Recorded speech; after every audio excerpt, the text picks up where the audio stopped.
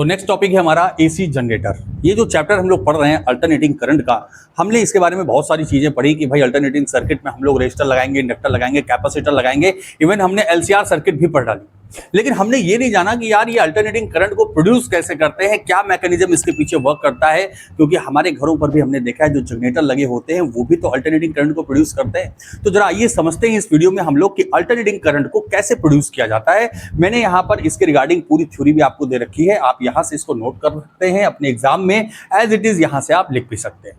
तो सबसे पहले अगर बात किया जाए कि भाई एसी जनरेटर क्या होता है, तो यहाँ पर आपको बताया गया है कि एसी जनरेटर एक ऐसी मशीन होती है जो मैकेनिकल एनर्जी को कन्वर्ट करती है, किसमें, इलेक्ट्रिकल एनर्जी के फॉर्म में कन्वर्ट करती है। और किसकी हेल्प से करती है, तो यहां पर जो इस चैप्टर में हम लोगों ने पढ़ा इलेक्ट्रोमैग्नेटिक इंडक्शन, जो हमें फैराडे लॉ के थ्रू मिलता है इलेक्ट्रोमैग्नेटिक इंडक्शन, इसी के प्रिंसिपल पर बेस है हमारा एसी जनरेटर।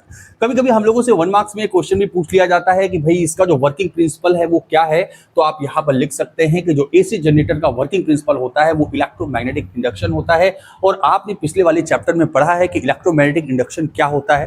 भाई वहां पर आपने देखा था कि मैग्नेटिक फ्लक्स में चेंज होने की वजह से जो करंट या फिर जो ईएमएफ इंड्यूस हो रहा था, उसी फिनोमेना को हम लोग कहते हैं इलेक्ट्रोमैग्नेटिक इंडक्शन, जिसके बारे में हमें फैराडे ने बताया था। फैराडे और मार्क हेनरी डायरेक्शन बताने का काम हमको लेंज ने किया था। खैर नेक्स्ट चलते हैं जरा इसके कंस्ट्रक्शन की तरफ। यहां पर आप देख पा रहे होंगे कि ये जो फिगर आपको दिख रहा है, यहां पर आपके पास 2 मैग्नेट्स हैं, एक नॉर्थ पोल है और एक साउथ पोल है। ये हमारी फील्ड मैग्नेट्स हैं और इसके बीच में आप देख रहे होंगे कि एक ये कॉइल है। इस कॉइल को हम लोग रोटेट कराते हैं मैकेनिकल एनर्जी दे करके, यानी कि इसको किसी भी तरीके से इसमें एक सॉफ्ट लगाते हैं और इस कॉइल को हम लोग रोटेट कराते हैं। अब जैसा कि हमें पता है कि भाई अगर मेरे पास नॉर्थ और साउथ पोल्स हैं तो यहां पर मैग्नेटिक फील्ड लाइंस होंगी नॉर्थ से साउथ की तरफ, है कि नहीं। और जैसे ही ये सॉफ्ट या ये जो हमारी कॉइल है, रेक्टेंगुलर कॉइल है, ये जैसे ही ऐसे रोटेट करेगी, इसके थ्रू पास होने वाला मैग्नेटिक फ्लक्स क्या होगा, चेंज होगा। और आपको पता है जैसे ही फ्लक्स में चेंज आएगा वैसे ही क्या जनरेट होगा भाई, ईएमएफ या फिर करंट इंड्यूस होगा। बाय द वे चलिए आइए यहां पर जो हमें कंस्ट्रक्शन में यूज होने वाले मेन 4 पार्ट्स हैं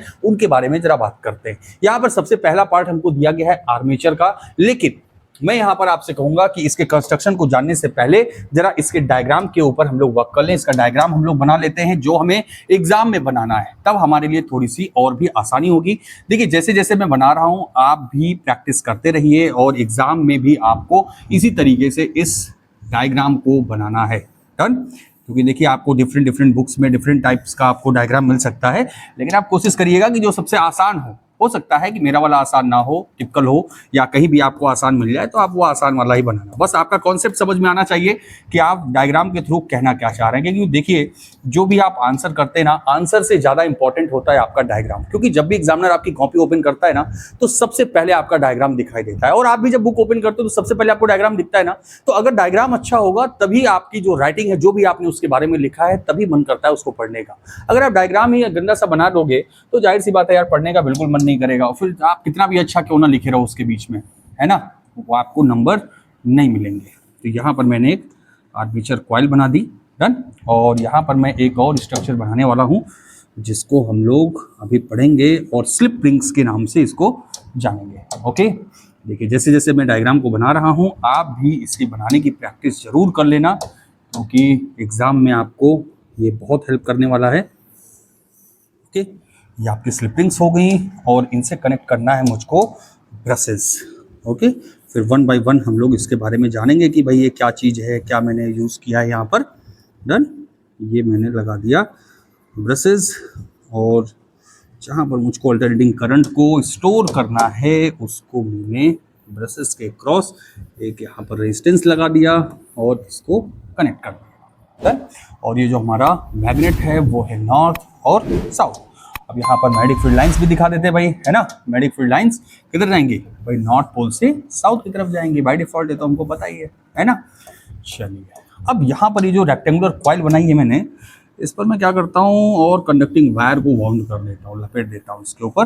डन। इस तरीके से, और जिससे कि भाई जितनी ज़्यादा नंबर ऑफ टर्न्स होंगे उतना ही यहाँ पर मैग्नेटिक फ्लक्स में चेंज आएगा, और जितना ज़्यादा मैग्नेटिक फ्लक्स में चेंज आएगा हमको पता है कि भाई उतना ही ज़्यादा करंट इंड्यूस होने वाला है। डन। तो देखिए ये जो फिगर आपके सामने बन करके तैयार हुआ है, ऐसा ही कुछ फिगर आपको एग्जाम में भी बनाना है। यहां पर मैं इसका लेबलिंग कर देता हूं। यहां पर ये जो आपके पास है इसको हम लोग कहते हैं फील्ड मैग्नेट। क्या बोलते हैं इसको? Field magnet. ओके, अच्छा, ये जो हमारे पास रेक्टेंगुलर कॉइल है इसको हम लोग बोलते हैं आर्मेचर। Okay, armature. ओके, और यहां पर ये जो आपको गोल गोल रिंग दिख रही है ना, इस रिंग को हम लोग बोलते हैं, इसको नाम दे देता हूं मैं S1 और S2। इन रिंग्स को हम लोग जानते हैं किसके नाम से भाई? इन रिंग्स को कहते हैं स्लिप रिंग्स। क्या बोलते हैं? Slip rings. ओके, अच्छा, और यहाँ पर ये जो पिंक कलर की आपको चीजें दिख रही हैं इसको हम लोग क्या बोलते हैं? इसको बोलते हैं ब्रशेस। मेन अगर देखा जाए तो इसी जनरेटर में हमारे पास ये जो 4 कंपोनेंट्स हैं ना, यही सबसे मेन है जो हमको एक्सप्लेन करना है। यहाँ पर आपको दिया गया है आर्मेचर है, मैग्नेटिक फील्ड है, रोटर है और स्लिप रिंग्स है। अच्छा, एक चीज यहाँ पर मिस कर दिया है, यहाँ पर नहीं बताया है कि ब्रशेस क्या है, क्योंकि ब्रशेस भी इंपॉर्टेंट हैं, तो उसके बारे में भी यहाँ पर जानना। ब्रशेस, ओके, चलिए, खैर 1 बाय 1 करके हम लोग यहाँ पर जानते हैं इसके बारे में। देखिए, सबसे पहले बताया गया है आर्मेचर। यहाँ पर ये जो आपको रेक्टेंगुलर कॉइल दिख रही है इसी को हम लोग बोलते हैं आर्मेचर। एक्चुअल में जब इसको किसी भी सॉफ्ट के थ्रू हम लोग कनेक्ट करते हैं और जब उस सॉफ्ट को हम लोग रोटेट कराते हैं तो उससे कनेक्टेड ये जो हमारी आर्मेचर है ये भी क्या करती है? रोटेट करती है। और जैसे ही ये आर्मेचर हमारी रोटेट करेगी, ये जो हमने फील्ड मैग्नेट्स लगा रखी हैं, इससे जो पास होने वाली मैग्नेटिक फील्ड है इस आर्मेचर के थ्रू क्या होगी? चेंज होगी। और जैसे ही मैग्नेटिक फ्लक्स में चेंज होगा वैसे ही इस आर्मेचर के थ्रू क्या जनरेट होगा भाई? एक अल्टरनेटिंग करंट जनरेट होगा। ठीक है, और वही अल्टरनेटिंग करंट यहाँ पर स्लिप रिंग से होते हुए, एक्चुअली स्लिप रिंग्स का क्या काम है भाई? देखो, ये जो आर्मेचर है हमारा, यहाँ पर मैंने कंडक्टिंग वायर की बात की है, यहाँ पर मैंने कंडक्टिंग वायर लगाया। अगर ये स्लिप रिंग्स का यूज मैं नहीं करता हूं तो ये वायर्स ऐसे आपस में उलझ जाएंगे। जब ये रोटेट करेगा तो वायर्स आपस में उलझ जाएंगे, जिसकी वजह से यहाँ पर क्या लगाया गया? स्लिप रिंग्स लगाई गई हैं। और ये जो स्लिप रिंग्स रोटेट करती हैं तो ये वायर्स आपस में उलझते नहीं है। अच्छा, यहाँ पर एक चीज और देख रहे हैं आप कि जब ये स्लिप रिंग्स हमारी रोटेट करती हैं तो ब्रशेस के साथ कनेक्टेड होती हैं। ये ब्रशेस जो है वो कार्बन के या ब्रॉन्ज के बनाए जाते हैं, जिससे कि ये जल्दी घिसते नहीं हैं। और जब ये स्लिप रिंग्स रोटेट करती है, इस ब्रशेस के थ्रू कनेक्टेड होती है, तो जितनी भी अल्टरनेटिंग करंट इस कॉइल में जनरेट हुई है इस स्लिप रिंग से होते हुए इस ब्रशेस के थ्रू यहां रजिस्टर को चली जाती है। ठीक है, तो ये हमारा पूरा मैकेनिज्म है। खैर, यहाँ पर सबसे पहले बताया गया है कि आर्मेचर क्या है। तो आर्मेचर एक रेक्टेंगुलर कॉइल है जिसके रोटेट होने से मैग्नेटिक फ्लक्स में चेंज होता है। यहाँ पर देखिए बताया भी गया है कि the coil of wire that rotate within the magnetic field और the stationary part containing the coil where carries is induced. यानी कि जब ये रोटेट करेगी तो इसके अलोंग एक करंट या ईएमएफ इंड्यूस होगा, जो कि आगे हमको मिलेगा।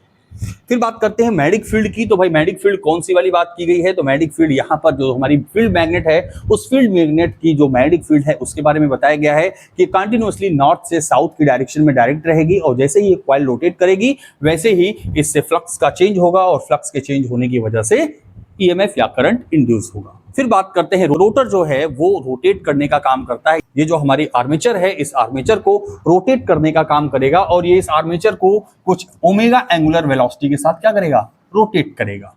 डन, ओमेगा एंगुलर वेलोसिटी के साथ रोटेट करेगा। फिर बात करते हैं स्लिप रिंग्स की। Connected to the armature coil and slip brushes to transfer the generated AC current to the external circuit. यानी कि स्लिप रिंग्स का काम यह है कि आर्मेचर के थ्रू जो भी अल्टरनेटिंग करंट प्रोड्यूस हो रही है, जो भी जनरेट हो रही है, उसको ब्रशेस के थ्रू होते हुए कहां तक पहुंचाना? एक्सटर्नल सर्किट तक पहुंचाना या रेजिस्टेंस तक पहुंचाना। यहां पर देखिए, जैसे ही इसमें अल्टरनेटिंग करंट प्रोड्यूस हुई, स्लिप रिंग्स रोटेट हुई, स्लिप रिंग्स कनेक्टेड है ब्रशेस से, ब्रशेस कनेक्टेड है हमारा एक्सटर्नल सर्किट से, जिसमें कि हमारी अल्टरनेटिंग करंट ट्रांसफर हो जाएगी। फिर बात करते हैं ब्रशेस की। तो ब्रशेस के बारे में मैंने आपको बताया कि ये कार्बन के या फिर ब्रॉन्ज के मेटल के बनाए जाते हैं।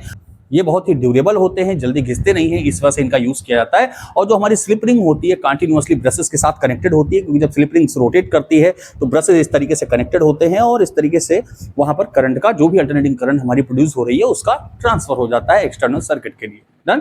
तो यहाँ पर देखिए हमारे कुछ कंस्ट्रक्शन में पार्ट दिए गए हैं, उसके बाद हमको यहाँ पर डायग्राम बनाना है। अब यहाँ पर आप देख रहे होंगे कि मैथमेटिकल रिप्रेजेंटेशन दिया हुआ है। तो बिल्कुल भाई, यहाँ पर जो भी अभी तक हमने बात की है उसमें प्रोड्यूस होने वाली जो करंट है या जो भी चीज यहाँ पर प्रोड्यूस हो रही है वो अल्टरनेटिंग करंट है या फिर कुछ और है, इस चीज को भी प्रूफ करना है हमको। तो यहाँ पर अगर चलिए मैथमेटिकल एक्सप्रेशन करते हैं इसका। जैसा कि मैंने कहा, अगर बात करते हैं इंड्यूस होने वाले ईएमएफ की, तो वो क्या होता है? वो होता है minus d∅dt।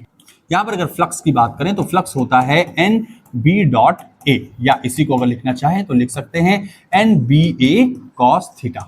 Okay, NBA cos theta. अब ये जो फ्लक्स की वैल्यू है अगर मैं इस इक्वेशन में पुट कर दूं तो क्या वैल्यू आएगी हमारे पास? ये आएगी E is equal to minus D/dt और यहाँ पर ये हो जाएगा NBA cos थीटा। इसका मतलब NBA cos थीटा का मुझे क्या करना है भाई, डिफरेंशिएशन करना है। और डिफरेंशिएशन करने के लिए जो भी हमारे पास कांस्टेंट टर्म है उनको मैं पहले बाहर कर लूं, जो कि है NBA। तो ये E इज इक्वल टू हो जाएगा माइनस, चूंकि माइनस का साइन लगा है तो ये होगा NBA, और cos थीटा का जो हमारा डिफरेंशिएशन होता है वो होता है माइनस साइन थीटा।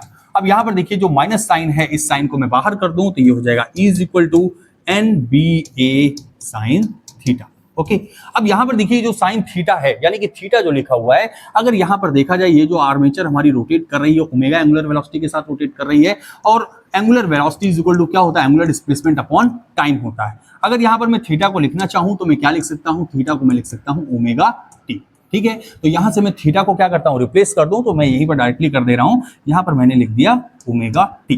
अब ये जो इक्वेशन आपको दिख रहा है ये किसके लिए दिख रहा है, ये आपको दिख रहा है इंस्टेंटेनियस वैल्यू ऑफ वोल्टेज की, यानी कि E is equal to NBA sine omega t. लेकिन यहां पर ये जो NBA लिखा हुआ है, अगर इसकी जगह पर E नॉट होता तो अपनी बात बन जाती है, वोल्टेज का इक्वेशन हो जाता। तो अगर मैं यहां पर कहूं कि ये इंस्टेंटेनियस वैल्यू है जो कि टाइम के अकॉर्डिंग चेंज होती रहेगी, मुझे क्या चाहिए, मुझे यहां पर मैक्सिमम वैल्यू ऑफ वोल्टेज चाहिए। तो अगर मुझे मैक्सिमम वैल्यू चाहिए वोल्टेज की, तो ये जो इक्वेशन हमारा लिखा है इसकी वैल्यू भी क्या होनी पड़ेगी, मैक्सिमम करनी पड़ेगी। और इस इक्वेशन की मैक्सिमम वैल्यू तभी हो सकती है जब साइन ओमेगा टी की वैल्यू मैक्सिमम हो, क्योंकि NBA क्या है भाई, ये तो कांस्टेंट है। तो साइन ओमेगा टी की वैल्यू मैक्सिमम कितनी होती है, 1 होती है। तो अगर मेरे पास साइन ओमेगा टी की वैल्यू मैक्सिमम आ जाएगी तो यहां पर वोल्टेज की वैल्यू भी मैक्सिमम आ जाएगी। तो ऐसा हमने मान लिया कि साइन ओमेगा टी की वैल्यू 1 है, तो यहां पर मुझे मैक्सिमम वोल्टेज जो मिलेगा E naught is equal to वो किसके बराबर मिलेगा, NBA के बराबर मिलेगा। अब इस वाले इक्वेशन में मैं NBA की जगह पर अगर वैल्यू पुट कर दूं तो जो इक्वेशन होगा वो होगा E is equal to E naught sine omega t. अब आप देख पा रहे होंगे कि ये जो इक्वेशन आपके सामने लिखा हुआ है तो बहुत ही जाना पहचाना सा है, और ये इक्वेशन किसका है, वोल्टेज का इक्वेशन लिखा हुआ है, जो कि उसकी इंस्टेंटेनियस वैल्यू को बताता है, E is equal to E naught sine omega t.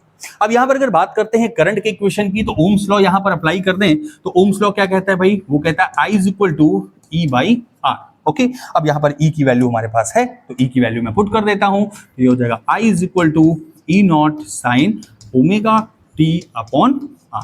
Okay, अब यहां पर आप देख रहे हैं जो E नॉट अपॉन आर लिखा हुआ है, ये क्या बता रहा है भाई, मैक्सिमम वोल्टेज अपॉन रेजिस्टेंस, और maximum voltage upon resistance is equal to होगा मैक्सिमम करंट। ठीक है, तो इस इक्वेशन को मैं लिख सकता हूं I is equal to I naught sine omega t. Okay, तो देखिए यहां पर ये जो इक्वेशन है ये भी हमारा पहचाना हुआ इक्वेशन है, जो कि करंट का इक्वेशन है, I is equal to I naught sine omega t. बिल्कुल, तो यहां पर हमने मैथमेटिकली भी प्रूफ कर लिया कि भाई यहां पर जो चेंज होने वाला फ्लक्स है जिसकी वजह से EMF इंड्यूस हो रहा है वो कोई और नहीं बल्कि हमारा अल्टरनेटिंग करंट और वोल्टेज है। डन, तो ये आप इसका स्क्रीनशॉट ले सकते हैं। फिर आ जाते हैं इसकी वर्किंग पर। तो वर्किंग जैसा कि मैंने आपको बताया कि अगर हमारे पास दो फील्ड मैग्नेट्स हैं इस तरीके से जो कि कंटिन्यूअसली मैग्नेटिक फील्ड प्रोवाइड कर रहे हैं, और इसके बीच में अगर मैंने आर्मेचर को रखा और किसी भी सॉफ्ट की हेल्प से इस आर्मेचर को मैंने रोटेट कराया, जैसे ही ये रोटेट करेगा इससे पास होने वाली जो मैग्नेटिक फील्ड लाइंस हैं उसमें चेंज आएगा, और अगर मैग्नेटिक फील्ड लाइंस में चेंज आ रहा है इसका मतलब मैग्नेटिक फ्लक्स में चेंज आ रहा है। अगर मैग्नेटिक फ्लक्स में चेंज आता है तो इलेक्ट्रोमैग्नेटिक इंडक्शन फिनोमेना के अकॉर्डिंग इसमें एक EMF या फिर एक करंट इंड्यूस होता है, और वो इंड्यूस होने वाला जो हमारा करंट या EMF है वो स्लिप रिंग्स के थ्रू, जो ब्रशेस कनेक्टेड हैं, ब्रशेस आउटर सर्किट के थ्रू कनेक्टेड हैं, स्लिप रिंग से होता हुआ ब्रशेस के थ्रू होता हुआ ये आउटर सर्किट को चला जाता है। ये हमारा क्या है, इसका वर्किंग है। और अगर बात करते हैं जो इंड्यूस होने वाली EMF या करंट है उसकी डायरेक्शन की, तो उसकी डायरेक्शन हम लोग फ्लेमिंग के राइट हैंड रूल से फाइंड भी कर सकते हैं कि भाई किस डायरेक्शन में हमारी करंट इंड्यूस हो रही है। तो मैं उम्मीद करता हूं कि आपको ये अच्छे से समझ में आया होगा कि भाई जो AC जनरेटर है वो मैकेनिकल एनर्जी को इलेक्ट्रिकल एनर्जी में कन्वर्ट करता है, इलेक्ट्रोमैग्नेटिक इंडक्शन के फिनोमेना पे वर्क करता है। इसके कंस्ट्रक्शन में 4 पार्ट हमारे मेन हैं, जो कि आर्मेचर है, फील्ड मैग्नेट है, रोटर है, स्लिप रिंग है, ब्रेसेस है। अगर उसके फिगर की बात करें तो ये जो फिगर आपके सामने बना हुआ है कुछ इस तरीके से आपको उसका डायग्राम भी बना देना है। ये हमारा मैथमेटिकल रिप्रेजेंटेशन है जिसमें हम लोग ये प्रूफ करेंगे कि जो इंड्यूस होने वाली चीज है वो कुछ और नहीं बल्कि अल्टरनेटिंग करंट या फिर वोल्टेज है। और यहां पर इसकी वर्किंग भी लिखी हुई है। मैंने कोशिश ये की है कि बहुत ही शॉर्ट फॉर्म में आपको इसका आंसर देने की। ये क्वेश्चन जब भी आता है तो थ्योरेटिकल बेसिस ही आता है और मैक्सिमम मार्क्स देकर के जाता है, तो मैंने कोशिश की है कि उसका कंप्लीट नोट्स भी मैंने आपको दे दिया है। आप चाहिए तो एज इट इज इसको अपने एग्जाम में लिख सकते हैं। अगर आपको ये अच्छा लग रहा है तो प्लीज इस वीडियो को लाइक करिए, शेयर करिए और सब्सक्राइब भी करिए। मिलते हैं अगली वीडियो में, तब तक के लिए थैंक यू वेरी मच।